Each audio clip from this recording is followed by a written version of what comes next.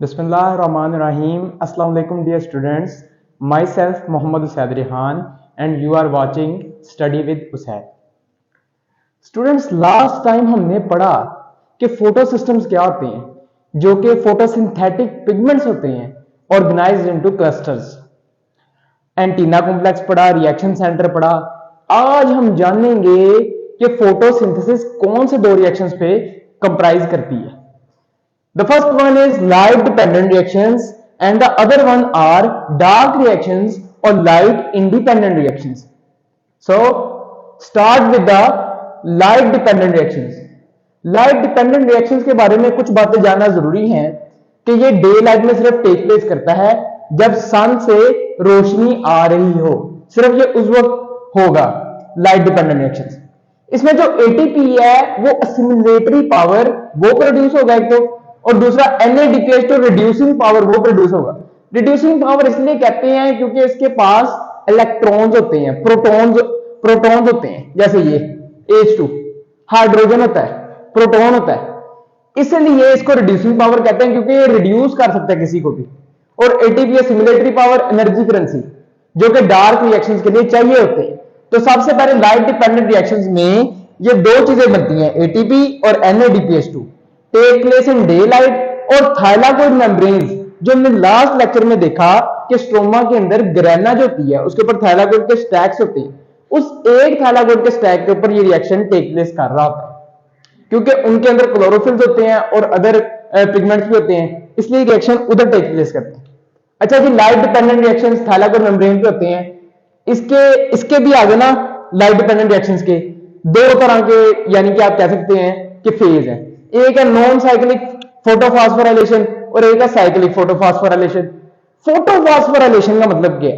Photo का मतलब होता है लाइट, फास्फोराइलेशन का मतलब है जनरेशन और सिंथेसिस ऑफ एटीपी, यानी कि लाइट की मदद से एटीपी की जनरेशन को या एटीपी की सिंथेसिस को हम फोटोफॉस्फोराइलेशन कहते हैं। अच्छा, नॉन साइक्लिक का मतलब है जो साइक्लिक नहीं होगा, यानी कि एक साइक्लिक पाथवे नहीं होगा, वो कोई भी पाथवे हो सकता है, मगर ये जो पाथवे है ये एक जी टाइप का पाथवे होता है जिसको हम जी स्कीम कहते हैं।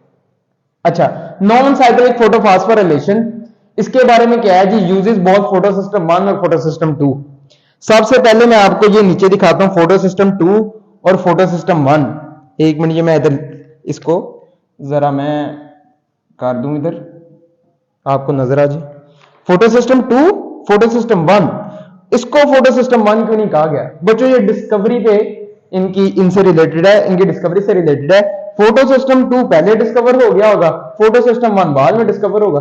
फोटो सिस्टम 2 जो होता है ना, उसके पास क्लोरोफिल ए का वो मॉलिक्यूल होता है जो कि 680 नैनोमीटर की वेवलेंथ को रेडिली अब्सॉर्ब करता है या इफेक्टिवली अब्सॉर्ब करता है।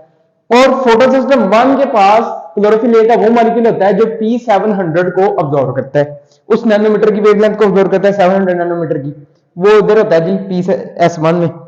अच्छा, अब देखें, सन से light I in the form of photons, वो पड़ी P680 पे।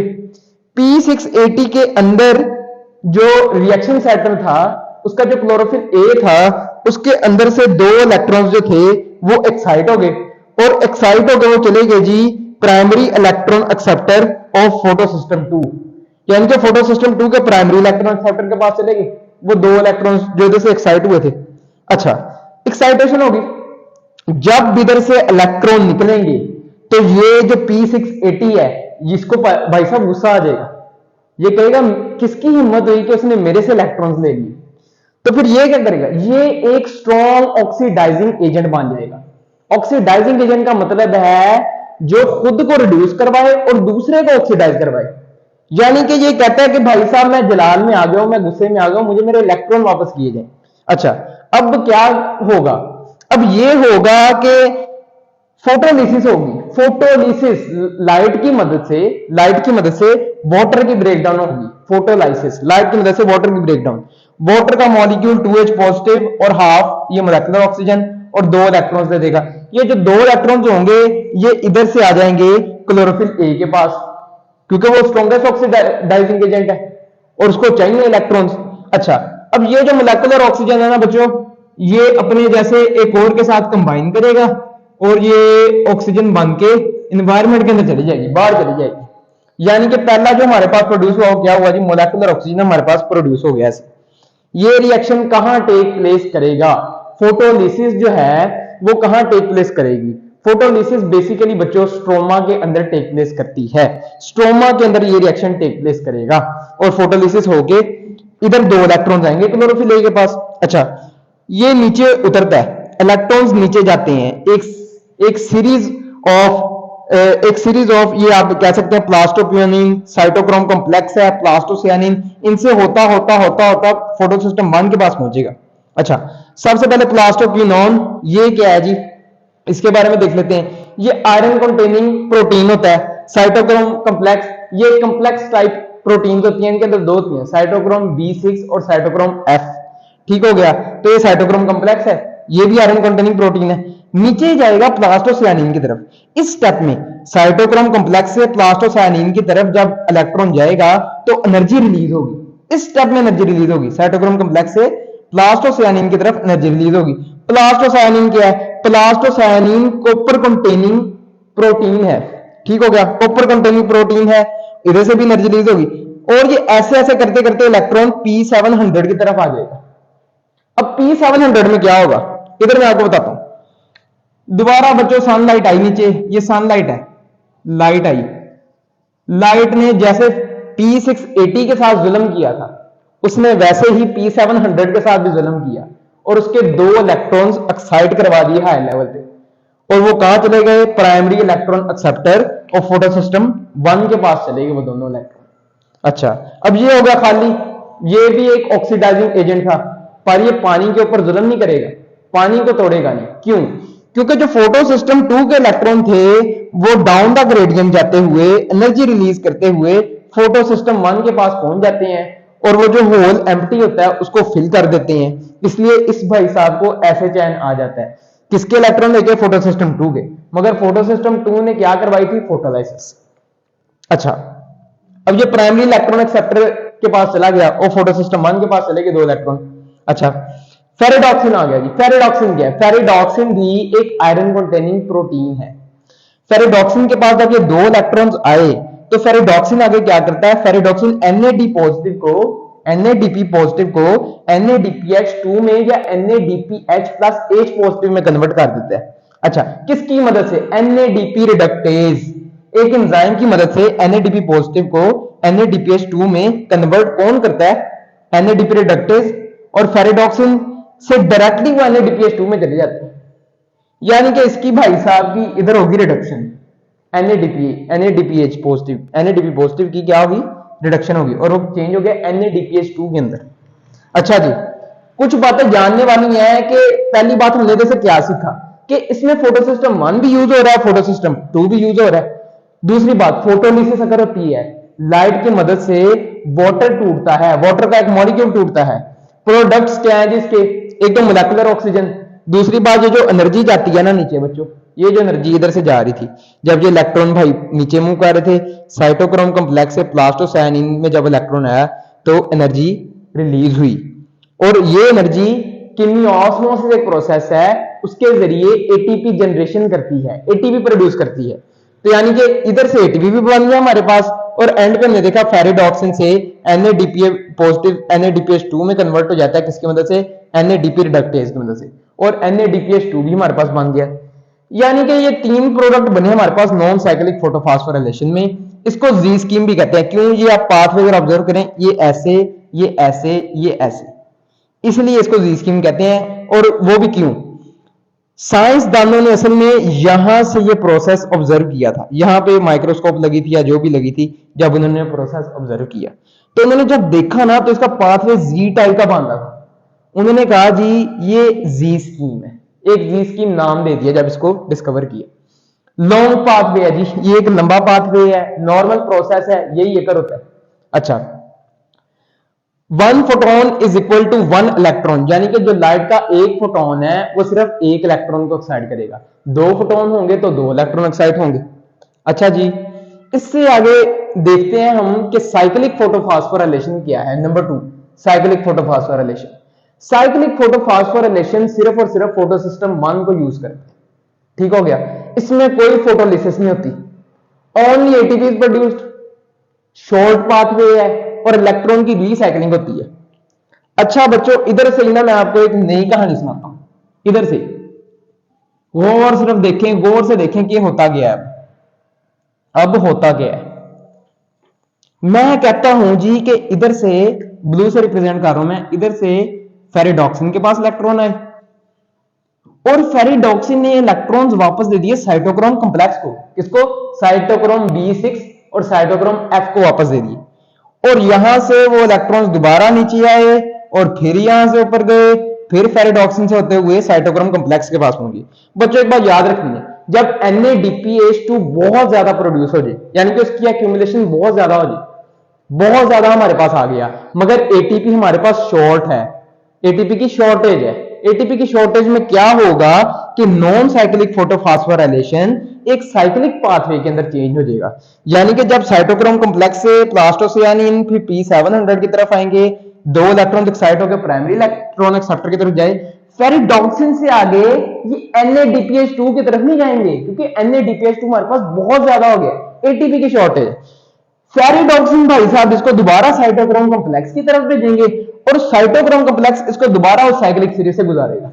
ऐसे क्या होगा, ऐसे साइटोक्रोम कॉम्प्लेक्स से प्लास्टोसियानिन की तरफ आते हुए एनर्जी रिलीज होगी, जो कि कीमियोसिस में मदद करेगी हमारी। इस एनर्जी से क्या होगा, जनरेशन ऑफ एटीपी। इसलिए सिर्फ फोटो सिस्टम 1 यूज हुआ इस पाथवे में, नो फोटोलाइसिस, कोई इलेक्ट्रॉन पे कोई जुल्म नहीं किया क्लोरोफिल ने वाटर के ऊपर, उसकी तोड़फोड़ की हो, कोई ऐसी चीज नहीं। ओनली एटीपी इज प्रोड्यूस्ड, सिर्फ एटीपी बना, बाकी कोई मोलेकुलर ऑक्सीजन नहीं बनी, कोई NADPH2 नहीं बना। शॉर्ट पाथवे है, एक recycle cyclic type short pathway हमने देखा इधर। और लास्ट वन इलेक्ट्रॉन रिसाइकलिंग, ये देखें इलेक्ट्रॉन इधर से इधर तरफ आता है, फिर ऊपर जाता है, फिर इधर आता है, यानी कि इलेक्ट्रॉन रिसाइकल कर रहा है, दोबारा साइकिल के अंदर घूमी जा रहा है ताकि वो एटीपी को जनरेट कर सके। ये होगी साइक्लिक फोटोफॉस्फोराइलेशन। ये कब होगी, एटीपी की शॉर्टेज में। मैं इधर लिख देता हूं जी, जब हमारे पास शॉर्टेज ऑफ एटीपी और Na, ये दो कंडीशंस जब फुलफिल होंगी तो फिर ये अच्छा बच्चों, तो इस तरह NADPH2 की एक्यूमुलेशन और शॉर्टेज ऑफ एटीपी की वजह से non cyclic photophosphorylation cyclic photophosphorylation के अंदर चेंज हो गया। एक लफ्ज मैं बार बार बोली जा रहा हूं कि जी जो इलेक्ट्रॉन नीचे आते हैं उसके ग्रेडियंट से जो एनर्जी रिलीज होती है उससे कीमियोस्मोसिस होती है। अब मैं देखता हूं कि कीमियोस्मोसिस, आपको बताने की कोशिश करता हूं कि कीमियोस्मोसिस क्या है। कीमियोस्मोसिस क्या है बच्चों, ये फॉर एग्जांपल ना मैंने थाइलाकोइड ले लिया, एक थाइलाकोइड ले लिया, ये उसकी मेम्ब्रेन है, उसको थोड़ा सा मैंने बड़ा करके बनाया है मेम्ब्रेन को। ये जो इधर है ना, ये स्ट्रोम है, ये सारा स्ट्रोम है, ये मैं ब्लैक से जो बना रहा हूं सारा स्ट्रोम है जिसमें डार्क रिएक्शन हो रहा है। गौर से देखना होता क्या है, इधर से जो मेरे पास एनर्जी रिलीज हुई, इधर से जो एनर्जी रिलीज हुई उससे क्या हुआ, स्ट्रोमा के अंदर फोटोलिसिस से ये जो हाइड्रोजन का एक ग्रेडियंट बनता है, यानी कि H पॉजिटिव इतने ज्यादा जमा होने लग जाती हैं, वो कहते हैं जी कि हमने थाइलाकोइड ल्यूमेन के अंदर जाना है, हमने भी देखना है थाइलाकोइड ल्यूमेन आखिर है क्या। अच्छा तो वो होता क्या, ये जो एनर्जी होती है ना, ये H पॉजिटिव को मिलती है जो कि स्ट्रोमा के अंदर होते हैं, और जब एनर्जी मिलती है उनको पैसे मिलते हैं, वो ये मेम्ब्रेन क्रॉस करके, थाइलाकोइड की मेम्ब्रेन क्रॉस करके थाइलाकोइड ल्यूमेन के अंदर आ जाती है। थाइलाकोइड ल्यूमेन के अंदर ढेर सारे H पॉजिटिव आ गए जी, ये भी H पॉजिटिव आ गया, इधर ये भी H पॉजिटिव आ गया, ढेर सारे H पॉजिटिव आ गए थाइलाकोइड ल्यूमेन के अंदर। जब ये थाइलाकोइड ल्यूमेन के अंदर आते हैं तो इधर एक high concentration of protein gradient. Protein gradient का मतलब क्या, प्रोटीन ग्रेडियंट का मतलब है कि ये जो प्रोटीन कह रहा हूं, प्रोटोन ग्रेडियंट। प्रोटोन ग्रेडियंट का मतलब क्या है, यानी कि इधर H पॉजिटिव ज्यादा है, इधर H पॉजिटिव अब कम हो गए, H पॉजिटिव का एक ग्रेडियंट बन गया, एक इधर यानी कि इधर ज्यादा हो गए इधर कम हो गए, एक ग्रेडियंट टाइप बन गया। अच्छा अब क्या होगा, ये कहेंगे जी कि ल्यूमिन में तो जी कुछ है ही नहीं, हमने तो भाईजान हमें वापस स्ट्रोमा में भेजो, उधर हम मौज कर रहे थे। अब क्या होगा, एटीपी सिंथेज, एक एंजाइम होता है थाइलाकोइड की मेम्ब्रेन में जिसको हम एटीपी सिंथेज कहते हैं। क्या करेगा, H पॉजिटिव जो होगा वो एटीपी सिंथेज के अंदर से गुजरेगा और जब ये एटीपी सिंथेज के अंदर से गुजरेगा तो जब from higher concentration to lower concentration ये जाएगा तो एनर्जी रिलीज करेगा और एडीपी प्लस इनऑर्गेनिक फास्फेट को कन्वर्ट कर देगा एटीपी के अंदर।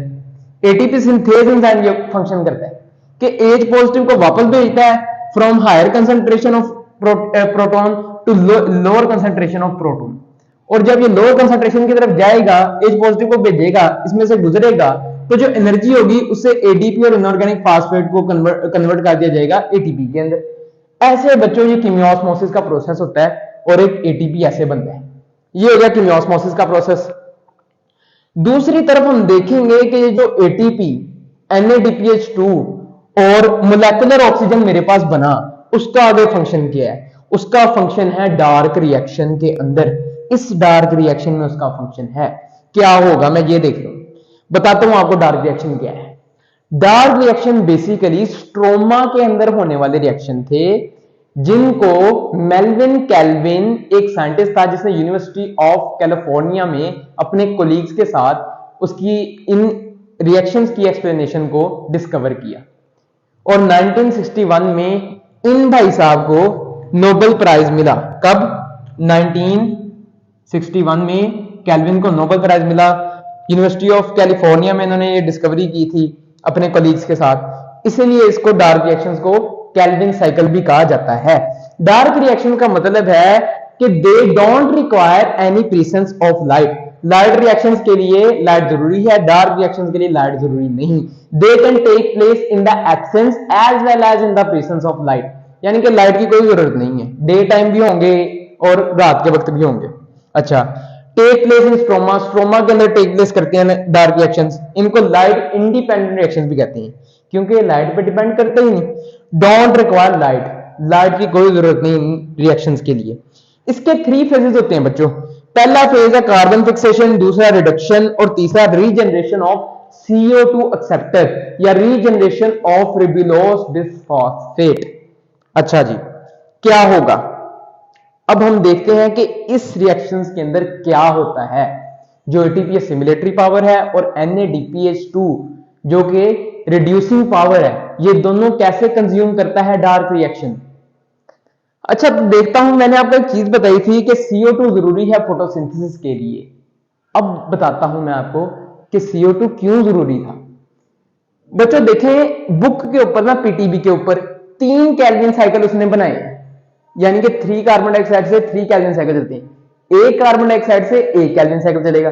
पर मैं ये बुक के मुताबिक लिखा है इधर ताकि आपको डिफिकल्टी ना हो। होगा क्या? 3 कार्बन डाइऑक्साइड आए, वो 3 रिबुलोस बिसफॉस्फेट, रिबुलोस बिसफॉस्फेट के साथ मिलते हैं 3 कार्बन डाइऑक्साइड और कन्वर्ट कर लेते हैं अपने आप को एक 6 कार्बन इंटरमीडिएट के अंदर। ठीक हो गया? वो जो 6 कार्बन इंटरमीडिएट होता है वो अनस्टेबल होता है और वो जल्दी से अपने आप को स्प्लिट कर लेता है किसके अंदर? फास्फोग्लिसरेट के अंदर, 3 फास्फोग्लिसरेट के अंदर। अच्छा, ये जो रिएक्शन कैटालाइज करता है ना, ये रुबिस्को रिएक्शन कैटालाइज करता है जो कि most abundant protein in chloroplast as well as on earth. अच्छा जी, 3 फास्फोग्लिसरेट आ गया हमारे पास, और ये एक बात याद रखें, 3 कार्बन डाइऑक्साइड, 3 RuBP, तो ये 6 हमारे पास क्या बने? 3 फास्फोग्लिसरेट, यानी कि नंबर ऑफ कार्बन की बात कर रहा है वो, 6 नंबर ऑफ कार्बन, 6 3 फास्फोग्लिसरेट हमारे पास आ गए। और जब 3 फास्फोग्लिसरेट जो है वो हम जानते हैं कि एक स्टेबल प्रोडक्ट है, तो क्या इसका मतलब क्या है? इसका मतलब है कि कार्बन फिक्सेशन हो गई है। हमने क्या किया? कार्बन को फिक्स कर दिया, एक 6 कार्बन इंटरमीडिएट बनेगा इधर और उसके बाद वो स्प्लिट होकर बना देगा 3 फास्फोग्लिसरेट, 6 3 फास्फोग्लिसरेट। अच्छा, अब आगे रिडक्शन का प्रोसेस शुरू होता है। रिडक्शन के प्रोसेस में क्या होता है? रिडक्शन के प्रोसेस में 6 एटीपी आएंगे और वो इसको क्या करेंगे? फास्फोराइलेशन कर देंगे, किसकी? 3 फास्फोग्लिसरेट की। 3 फास्फोग्लिसरेट की जब फास्फोराइलेशन हो जाएगी वो कन्वर्ट हो जाएगा 1,3 बिस फास्फोग्लिसरेट के अंदर। बाई या बिस का मतलब है 2, यानी कि 2 फॉस्फेट इसके साथ लगे हुए हैं या जुड़े हुए हैं। किस किस पोजीशन पे? फर्स्ट नंबर ऑफ कार्बन के साथ और थर्ड नंबर ऑफ कार्बन के साथ 2 इनऑर्गेनिक फास्फेट जुड़े हुए हैं।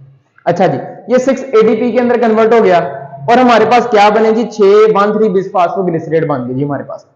अच्छा, अब क्या होगा, अब रिडक्शन का मतलब क्या है, रिडक्शन का मतलब है कि H पॉजिटिव देना, यानी कि इधर से ही पता चल जाता है कि इस फेज के अंदर रिड्यूस किया जाएगा किसको, 1,3 बिसफास्फोग्लिसरेट को।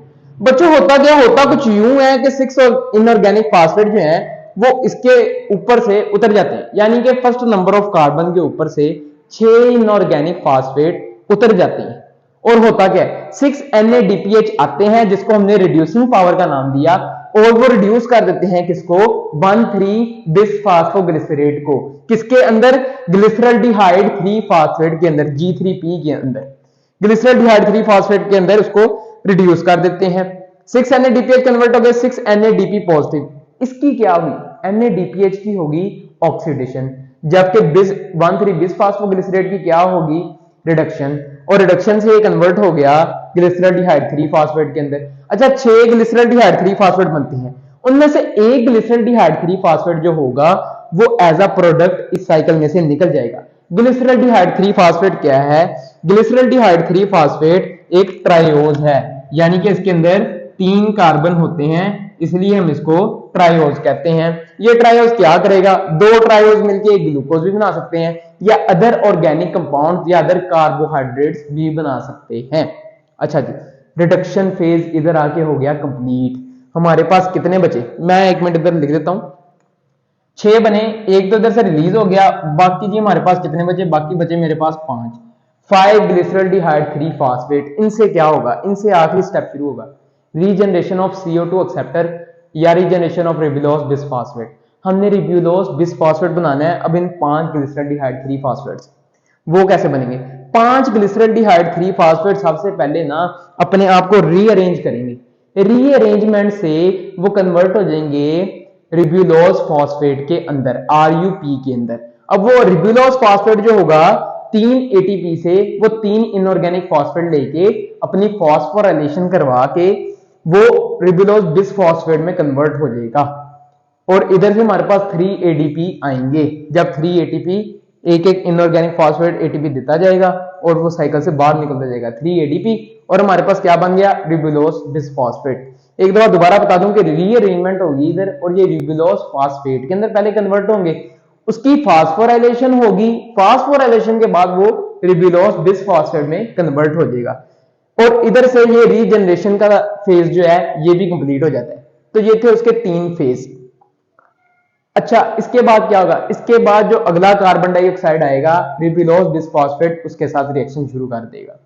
अच्छा बच्चों, तो इससे हमने सीखा क्या, अच्छा तो बच्चों इंपॉर्टेंट क्या है इसमें, इंपॉर्टेंट ये है कि CO2 कितने लगेंगे, बुक के मुताबिक 3 कार्बन डाइऑक्साइड, 6 NADPH और 9 ATP, ये मिलके एक कैल्विन साइकिल नहीं चलाते, ये मिलके 3 कैल्विन साइकिल चलाते हैं।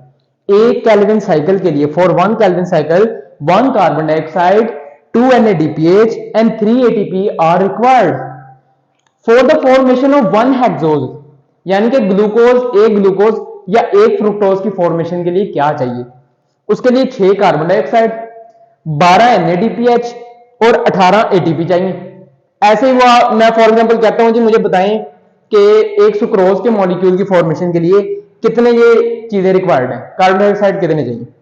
तो एक सुक्रोज के लिए इधर मैं लिख देता हूं इसको इरेज करके, एक सुक्रोज, सुक्रोज में कितने कार्बन होते हैं, 12, C12H22O11, तो 12 कार्बन डाइऑक्साइड चाहिए मुझे, और 24 NADPH चाहिए, और 36 ATP चाहिए।